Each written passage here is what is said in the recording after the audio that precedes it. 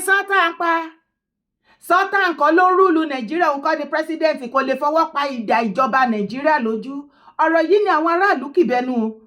Ọ̀rọ̀ ti di bóòlè lọ yàgò láàrin àwọn aráàlú Sultan of Sokoto àti àwọn senator. Bẹ́ẹ̀ ni òun gbọ́ lọ lẹ́nu mi.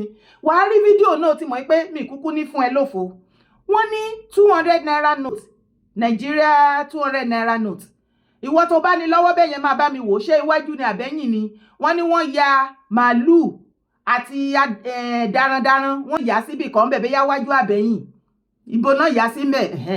Náà ní ìjọba bàbá Tinubu sọ wípé wọ́n fẹ́ yọ kíní yẹn dànù. Kò represent gbogbo Nàìjíríà because kò ṣe gbogbo Nàìjíríà ló ń ṣe màálù. Kí ni logo yẹn ń ṣe ń bẹ̀? Wọ́n ti wá foríkorí láti bí ọjọ́ mẹ́ta tó ń fi rùlura wọn wípé a ní láti fa kíní yọ, a ní láti remove logo yìí, a ní láti fa logo yẹn yọ dànù. Nítorí wípé kò represent Nàìjíríà, kò ń ṣe gbogbo Nàìjíríà ló ń ṣiṣẹ́, ló ń ṣòwò ká máa daran ká máa sin màálù. It's a private business. Bẹ́ẹ̀ ni pé kán lọ ya àwọn tó ń taṣọ síbẹ̀ àbí àwọn ẹlẹ́ran àbí àwọn doctor àbí lọ́ọ̀yà. Náà. Ìyí ni ìjọba Tinubu sọ wípé àwọn fẹ́ yọ kúrò, wọ́n fẹ́ correct mistake logo yẹn. Ní ó ní Sultan of Sokoto ló bá tutọ́ sókè ló fojú pàdé ẹ̀ pé irọ́ nílé try ẹ fẹ́ ṣáná sí Nàìjíríà. Ìpè wọ́n fẹ́ da Nàìjíríà rú, tẹ́ bá ti lè lọ remove logo yẹn, ó máa di woro sí woro. Wá wo fídíò. The Nigerian senators, the Nigerian Fulani senators, and the Sultan of Sokoto have said that the Senate and the CBN does not have the power, the constitutional right to change the 200 naira logo. That's it. At the back of it, there's a sign. Behind the 200 naira note, there's a sign of cow there. And the Nigerian government is saying they want to remove that sign of that cow in that currency. And the Nigerian senators are saying the Nigerian foreign senators are saying they are not in support of Bitmazi, and the Sultan of Sokoto is set to address press conference. How can you not listen? I think Nigerian senators, they are not living up to expectation because they are the lawmaker or making body of the country. They are the body, the institution that legislates the law, rules and regulations that are embedded within Nigerian constitution. If they want to delete or make an amendment, it is the functionality of the senators to at least, give us healthy rules and regulations that guide Nigeria as an instruction. Listen, Sultan of Sokoto is a monarch, a king of a particular community, of a particular region, not the entire country called Nigeria. What is the madness about Sokoto Caliphate? Sokoto Caliphate starts in 18th century with the arrival of Ottoman and Fodio, the foremost jihadists across West African country. Listen and listen good, he has no designation of federal agencies in his own control or under his care. So Sultan of Sokoto has no say. He should have no say in the lawmaking body of the country. It is madness. A federal state like Nigeria is behaving like a monarchy. We don't run monarchy here. What we run here is federal structure. By the way, who the hell is Sultan of Sokoto? Sultan of Sokoto is migrated from Futajolo Island. A nomad, a wanderer, a caturiara, a pastorist should have no say in a democratic setup. And he said he would also go to the Senate to also make his grievances known to the world, sir. That masquerade called Sultan of Sokoto, he could not go to the house without putting on his masquerade. He's not a human being. A masquerade addressing the world, is he going to address the world in Arabic language? How is he going to communicate to the members of the world? Anyway, I know that if he enters the house, the lawmaking body is going to put on his masquerade and address them in Arabic language. Because I don't think he has what it takes to be well articulated in such a way that he could move or soften the hearts of those educated Nigerian lawmakers. He couldn't have done that, and he's not going to do that. I believe that along the line he's just boasting. He's being transparent. Yes, that he's going to address our lawmakers. I don't see him that articulated or educated in English language to address Nigerian lawmakers. Sultan of Sokoto is a blunt, illiterate, undiluted, uneducated man who has actually gotten only Arabic knowledge or education. He doesn't have what it takes to actually address competent lawmakers of Federal Republic of Nigeria. But sir, he couldn't have done, he will never have. Sir, last governor's leader saying, now that the Fulanis are pushing for this, not for it. They won't say anything. Why?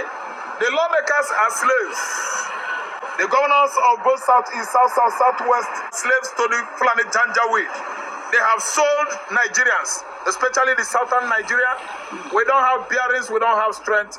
There's no courage again left for us to tackle the Janjaweed Fulani from Sahel country. It was betrayal of trust, betrayal of trust from the governors, ministers, commissioners, even the president himself. Ẹ̀yin èèyàn mi, mo ní ìbéèrè ni o. Ṣebí Sultan of Sokoto ni wọ́n pè, wọ́n ṣá pè ní Sultan of Nigeria. Kí ló dé anytime tó bá fẹ́ gbé ìgbésẹ̀ kankan nípa ìtẹ̀síwájú Nàìjíríà, kò sí ìgbésẹ̀ kan tó gbé tó bá Northerner lára mu. Àwọn Northern leaders and elders sí àwọn gangan ni òróòro tí ń bẹran jẹ́.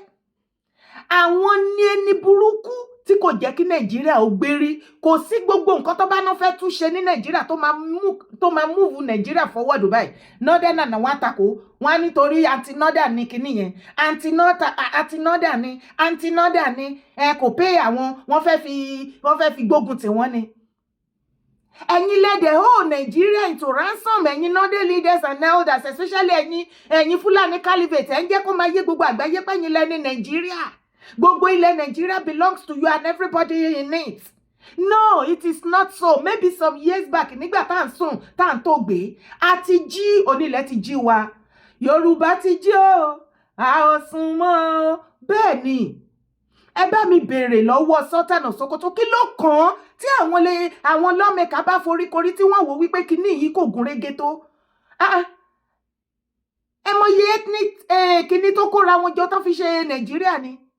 Do you know how many tribes that makes one Nigeria? How come tó ṣe jẹ́ wípé logo ẹ̀yin kan ló máa fi ṣe many things? Kí ló dé tó ṣe jẹ́ pé gbogbo nǹkan Fúlàní òun ló ń dominate Nigeria as if they are the owner of Nigeria themselves? Baba Tinubu, Omo Oloto ṣe bẹ́ẹ̀. Bọ́lá Ahmed ọmọ Tinubu ṣe bẹ́ẹ̀. Ṣe bí bàbá rẹ̀ ti ṣe bẹ́ẹ̀. Díjàgàbá Baba Tinubu ẹ máa parọ́ lọ. Ṣẹ́rí bẹ́ẹ̀ ṣe gbé ọwọ́ lé iṣan wọn ní nọ́ọ̀tì yẹn tẹ́ ń tẹ́ gògóńgò wọn. Ẹ má gbọ́wọ́ kúrò ńbẹ̀ àbí kán gbọ́wọ́ kúrò ńbẹ̀ ni. Látọ̀dọ̀ wa ẹ má gbọ́wọ́ kúrò ńbẹ̀ Baba Tinubu wọ́n ti take wa for granted for so long. Ẹ má gbọ́wọ́ kúrò ní gògóńgò yẹn ẹ máa tẹ́. Tí ọwọ́ bá ń ròyìn tẹ́ bá need support Baba Jagaban. Jagaban Bogu ẹ pè wá ẹ jẹ́ ká wá fi ṣan kú ìṣan tíṣan yẹn bá ti ń rọ̀ ẹ jẹ́ ká kí ṣan le. Ẹ tẹ́ gògóńgò yẹn máa tẹ́ kí wọ́n lè mọ̀ wípé àwọn kọ́ ni wọ́n ní wá because wọ́n ti ń ríra wọn bẹ́ẹ̀ ni pé àwọn ni the owner àwa Southerner. Wọ́n kàn ṣe ń dúró de àsìkò àti ìgbà tán máa ti rò pé wọ́n ti kọ́ńkà gbogbo wa táwa make it known officially ṣùgbọ́n òní ilẹ̀ ti tawájí. Bẹ́ẹ̀ ni Baba Tinubu ẹ má gbà fún wọn. Ọmọ Yorùbá kí lẹ ní ká ṣe? Ẹ bá wa sọ fún Baba Tinubu kó má gbà gbogbo logo yẹn because ṣé Fúlàní ni ló ní Nàìjíríà ni? Kí ni logo Fúlàní tó ń darun kí ló ṣe lẹ́yìn owó Nàìjíríà by the way? Kí ló kàn wá pẹ̀lú gbogbo yẹn? Okay, àwọn tó ń ṣe fámà náà, àwọn tó ń tẹ àwọn apẹja ńkọ́? Àwọn tó ń sin ẹdìyẹ ńkọ́? Tó ní poultry. Náà gbogbo àwọn nǹkan kan kékèké báyìí tán tí gbogbo wa ò rírò tẹ́lẹ̀ ta kan rò wípé normally ẹ̀kọ́ jẹ́ kó máa wà ń bẹ̀ tí a ò mọ̀ pé ara nǹkan tí àwọn Fulani Caliphate tí wọ́n fi ń claim Nàìjíríà mọ́ wa lọ́wọ́ gbogbo kíní yẹn la máa rí correct pátápátá. Bàbá go on son Díjàgàbá Bogu lórí eléyìí ẹ má gbà o bàbá ẹ má gbà ẹ yí logo padà. Sultan of Sokoto nǹkan tẹ́ bá fẹ́ dá lára a fẹ́ rí ẹlẹ́fẹ́ lọ àdírẹ́sì àwọn lawmaker ibi tó bá gbà kàn yín ní ọ̀rọ̀ ìṣèjọba Nàìjíríà ibi tẹ́ tò sí ń bẹ̀ ẹ wá sọ fún wa. Sultan will come out and tell us. Sultan of Sokoto, I heard you are the leader and the head of all Muslim worshippers in Nigeria. Aside that, you are the Sultan of Sokoto, no more, no less, nothing more. You are not the mouth spoken for Nigerian citizens. Ọ̀rọ̀ Mùsùlùmí kan náà sọ bẹ́ẹ̀, ọ̀rọ̀ ìtẹ̀síwájú àjọ ní Nàìjíríà ni wọ́n sọ. Ní kíni? Ojú everybody máa bó. Àní ètò ìdìbò tó ń bọ̀ yìí pẹ́pẹ́ yẹ máa pọn ọmọ sẹ́ẹ̀ ẹ ṣáà jẹ́ ká múra sílẹ̀ òun ni mo ṣe ń pè wá wípé sẹ́ẹ̀ wò ó tó ò bá mọ bó ṣe ń lọ ilẹ̀ Yorùbá má ti kọjá gbogbo ìyẹn bẹ́ẹ̀ ibi ọ̀dọ̀ Sultan kọ́kọ́ là ń lọ kí tó gbé next video wọlé ọ̀dọ̀ Sultan kọ́kọ́ là ń lọ kí tó gbé next video wọlé kábíyèsí o ọba Bashiru Ọlọ́tọ̀ wọ́n ti sọ̀rọ̀ síta o wọ́n ní gbogbo information táwọn ọmọ Yíbò gbé jáde yẹn wọ́n ní irọ́ ni o wọ́n ní nígbà táwọn náà kì í ṣọmọ àlè tí ò ń ṣe pé kíní ọmọ àlè náà fi wọ́n ní gbogbo bí àwọn ọmọ Yíbò ṣe ń lé fúrú kọ̀ọ̀kan mọ́ àwọn ọmọ Yorùbá wípé gbogbo ẹ̀ ni gbogbo wa ti gbọ́ bí wọ́n ṣe lé fúrú kọ̀ọ̀kan mọ́ ilẹ̀ káàárọ̀ òjíire wípé àwọn làwọn níbẹ̀ Lagos is no man's land especially ṣé ìgbà tí àwọn àgbààgbà wá dìde tán wá ń correct mistake làwọn ṣẹ̀ṣẹ̀ tó wá lọ máa ṣe the same mistake Ọba Ọlọ́tọ̀ láwọn ò ṣe bẹ́ẹ̀ o ìdí nìyẹn tó fi jẹ́ wípé o ní láti máa make sure pé òun lọ sí àwọn ibi tó ti máa gbọ́ latest information àti bí gbogbo nǹkan ṣe lọ torí àtúnṣe ilẹ̀ Yorùbá a ò fi bẹ́ẹ̀ nìkan dúró lọ́wọ́ yìí a fẹ́ mọ ipò ẹ mo ti sọ a fẹ́ mọ ọjọ́ orí ẹ a fẹ́ mọ ibi tó belong sí àtúnṣe iṣẹ́ ló wà nílẹ̀ Yorùbá àwọn èèyàn dẹ̀ ń ṣe lógún lọ́gbọ̀lọ́gbọ̀ wọ́n iṣẹ́ lọ nílẹ̀ Yorùbá burúkú ìwọ tí o bá mọ bó ṣe lọ ajẹ́ pé group bí tó lọ belong sí wrong group ni o wọ́n ti túṣẹ́ pín wọ́n ti túṣẹ́ pín wá wo fídíò. tí a bá wí a máa kú bá wí ọ̀run là ń lọ Àkànbí ọmọ Ìjogún ọlá ọmọ àgbẹ̀ Ọ̀yọ́ bí Elédùmarè máa ń padà sí fídíò tí mo ṣe ní last week ní ọ̀rọ̀ ọba aládé Abdulbashir Abisoye Ọlọ́tọ̀ fọ̀tọ̀ ní orí ilẹ̀ Òtúmárà tí mo sọ jáde pé wọ́n tà fún Yíbò. Bá ṣe ṣe fídíò yìí tán wàláì tàlásọ́bílẹ̀ làzim mo fi sàárè mi mo fi búra kò tí ọdún ṣẹ́jú ìpè lọ́tún ìpè lósì kò sẹ́ni tí mo dá lóhùn nítorí pé mo rí pé púpọ̀ nù wọn kí ló fẹ́ sọ fún mi tó fẹ́ wọ̀ mí létí a rí fídíò tó ń lọ lórí ayélujára káàkiri táwọn Yíbò sọ pé wọ́n ti talẹ̀ fáwọn kí lè á fẹ́ sọ tẹ́lẹ̀ fi confuse mi ìjà tẹ́mi dẹ̀ ń jà mò ń jàjà ọ̀làlẹ̀ ni pé àwọn bàbá wa tí àwọn bá ti ta gbogbo property tán nítán kí làwọn atajọ́ mọ́ wọn kí la fẹ́ dé bá nígbà tí àwọn ọmọ rẹ̀ sì ń ta gbogbo dúkìá lójú ayé àwọn ọmọ wa táwọn ọmọ tiwa náà bá dàgbà kí ló fẹ́ dé bá ìtara ẹ̀ mo fi jáde ṣùgbọ́n nígbà tó díjọ́ Sunday àwọn tí mo lérò wọn pè mí ìkànnà àwọn ọba aládé pè mí pé ọba Bashiru Abisoye Ọlọ́tọ̀ kò ta ilẹ̀ ìpè lóòótọ́ wọ́n gbé ibẹ̀ yẹn fún Yíbò pé kọ́ bá wọn ṣe gravel ẹ̀ ni kí ọba wọn gravel ẹ̀ dáadáa kí wọ́n tó bẹ̀rẹ̀ sí ṣe bó ṣe fẹ́ ṣe pé wọ́n ta ilẹ̀ fún Yíbò pé àwọn tí mo rí yẹn àwọn tó gbélẹ̀ fún tó ń gravel ẹ̀ ni wọ́n kàn ń sọ kátikàti ní ìsọkúsọ ló ń sọ pé ọba Bashiru Ọlọ́tọ̀ fọ̀tọ̀ pé kò ta ilẹ̀ àwọn fi ògùn ẹgbà rí ta ni mí níwájú ọba aládé nígbà tó di alẹ́ Sunday ìkànnú àwọn olóyè méjì tí mo nígbàgbọ́ nú wọn olóyè tí mo nígbàgbọ́ nú ẹ̀pọ̀ o ṣùgbọ́n àwọn tó tún súnmọ́ bí iṣẹ́ ọrùn lọ́pẹ́ tó bá pè mí ní aago 3 òru máa dìde láago 3 òru mi ìbárọ̀ lẹ́nu wọn rí àwọn náà pè mí wọ́n ní Àkànbí ọmọ Ìjogún ọlá fídíò tó ṣe lórí Bashiru ọba aládé yẹn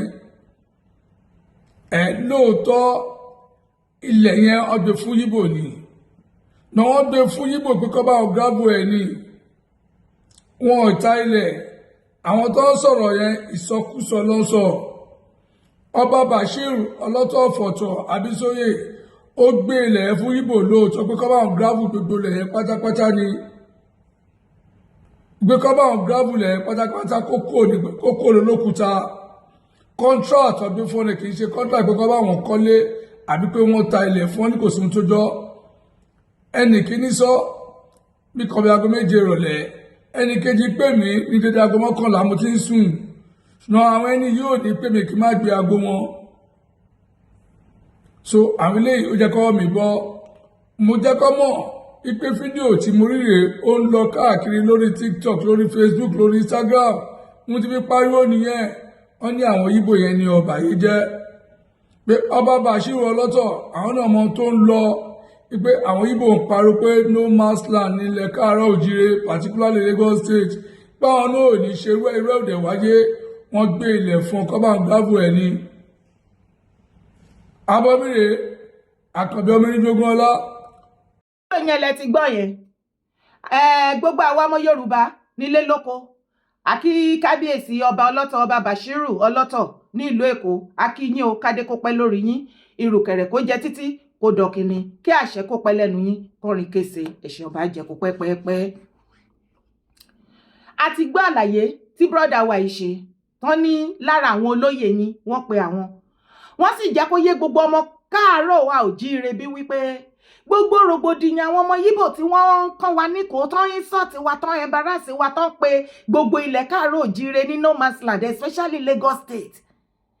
Ta ni ẹni náà tó máa ní òun jẹ́ ọmọ àlè tó ń hó a key position láàrin Káàárọ̀ Oòjíire bí tó wá fẹ́ sọ wípé àtúnṣe tí àwọn kan ń ṣe láṣẹ làágùn ìwọ fẹ́ máa gbẹ̀yìn bẹbọ jẹ́. Àwa fi àsìkò yìí sọ fún yín a fẹ́ mọ bí póòsì tó ń hold bó ṣe gàgàrà tó gogoro tó a fẹ́ mọjọ́ orí ẹ a fẹ́ mọ bó ṣe jẹ́ ṣe mọ̀ pé kò ń pẹ́ lẹ́nu yín do you know who I am?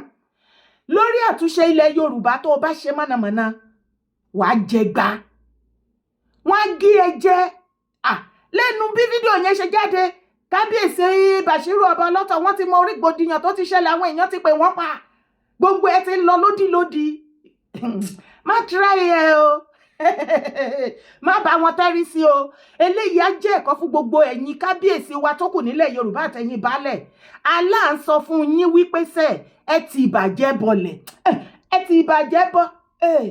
ti ìbàjẹ́ bọlẹ̀ nílẹ̀ Yorùbá àsìkò àtúnṣe ti tó ṣùgbọ́n kábíyèsí gbogbo àwọn ọmọ Káàárọ̀ Oòjíire a ti gbọ́ àlàyé tí wọ́n ní ẹ ṣe báyìí pé ẹ ò ní fọwọ́ pa idà Yorùbá lójú láíláí most especially lásìkò tí à ń try láti correct àwọn mistake tó ti ṣẹlẹ̀ sẹ́yìn ẹ̀yin kọ́ lẹ máa wá jẹ́ ẹni tó máa gbẹ̀yìn bẹbọ jẹ́ àbí tẹ́ bá tún gbàbọ̀dẹ̀ sí ilẹ̀ Yorùbá ṣùgbọ́n kan tó wá wà bẹ́ẹ̀ ni pé ní ìgbà tí mo gbé fídíò yẹn jáde a lot of information ló di ọwọ́ mi èmi náà kàn calm down wípé káwo kan tó fẹ́ ṣẹlẹ̀ kátẹ́gùn fẹ́ sí káwo the next thing nígbà tí eléyìí ti jáde ń sìn màá gbé ọ̀pọ̀lọpọ̀ information èmi náà jí gbé sílẹ̀ ṣùgbọ́n lára àwọn information yẹn wọ́n jẹ́ kó yé mi kábíyèsí wípé àwọn ẹ ti kó àwọn ọlọ́pàá wá sí orí ilẹ̀ yẹn láti lé àwọn ará Ìlàjẹ pé àwọn Ìlàjẹ àwọn ni wọ́n tẹ iná ti wà ń bẹ̀ yẹn for a very long time tí wọ́n ń gbé ń bẹ̀ wọ́n ní ọ̀sán kan òru kan lẹ lé wọn dànù wọ́n lẹ kọ́kọ́ kó ọlọ́pàá wá ọlọ́pàá ò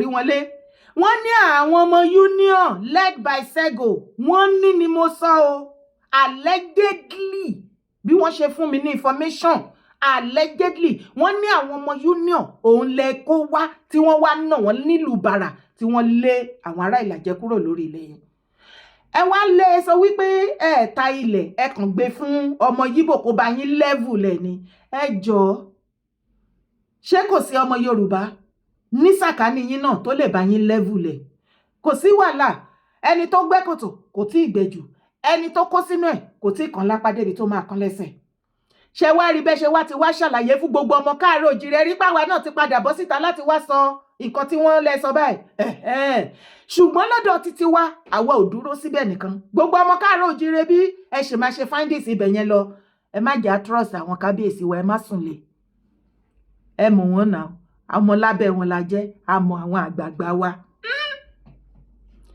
ẹ̀yin èèyàn ẹ má sùn lé lóòótọ́ ni wọ́n ti sọ̀rọ̀ síta sí adẹ̀ ti gbé ṣùgbọ́n ẹ máa lọ bá wa ṣe findings yẹn sì máa ṣe lọ, ẹ máa monitor wọn, ẹ fún wọn ní close monitor, bó jẹ́ lójú oorun ẹ bá wa ṣọ́ wọn, ẹ máa bá wa ṣe a sì ní interest lórí kinní yẹn.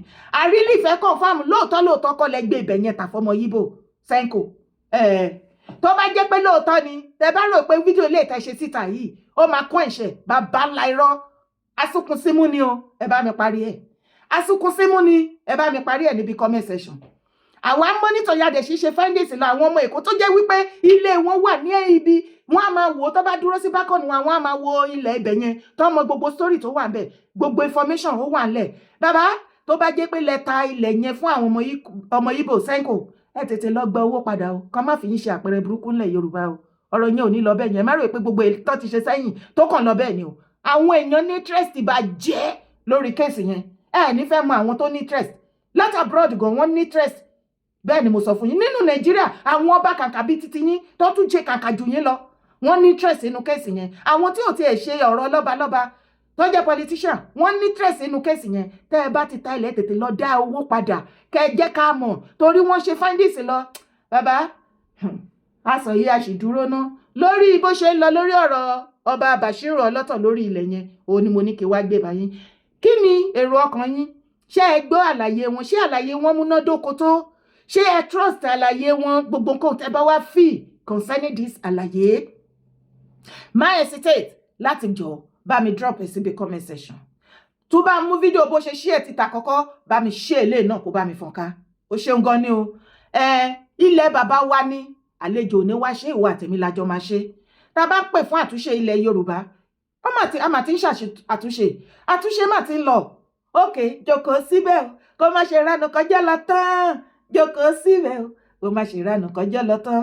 Ẹgbẹ́ ń túnlẹ̀ Yorùbá ṣe, à ń foríkorí, à ń fi kùlùkùn, à ń ṣe bẹbẹ lábẹ́nú. Jókòó síbẹ̀ o, kó má ṣe ránu kọjá lọ tán. Orúkọ tèmi ò yí padà, Ìyèdára Kòwé. Má gbàgbé láti subscribe sórí YouTube channel mi. Support my brand. Thank you for doing so. Má sì gbàgbé láti drop comment ẹ̀. Àní àtúnṣe ilẹ̀ Yorùbá ó ti yá sẹ́, àtúnṣe ọmọlúàbí fún ilẹ̀ Yorùbá. Iṣẹ́ ti yá. Greatest Yorùbá land. Great.